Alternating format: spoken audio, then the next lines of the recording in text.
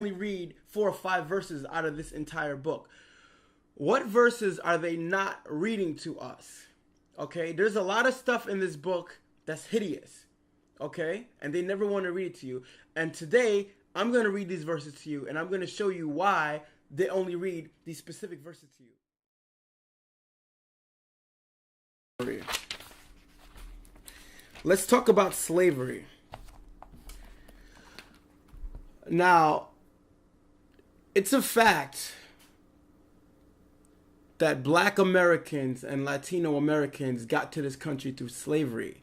But that's also the way we got our religion, okay? Most Black Americans and Latino Americans are Christians. Where did they get this religion from?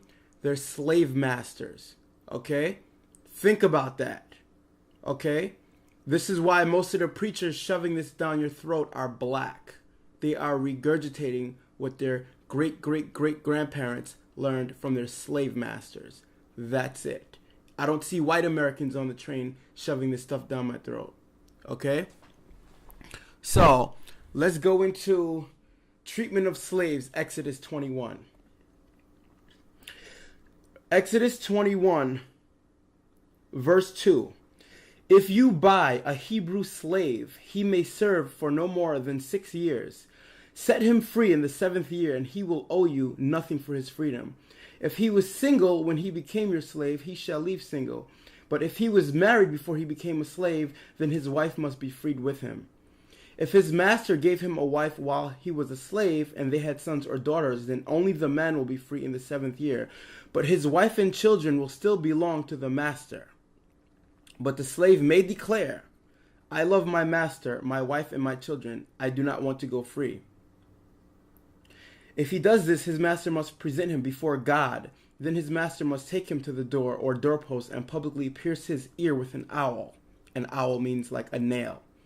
And the slave will serve his master. Verse 7. When a man sells his daughter as a slave, she will not be freed at the end of 6 years as the men are. If she does not satisfy her owner, she must allow herself to be brought back again.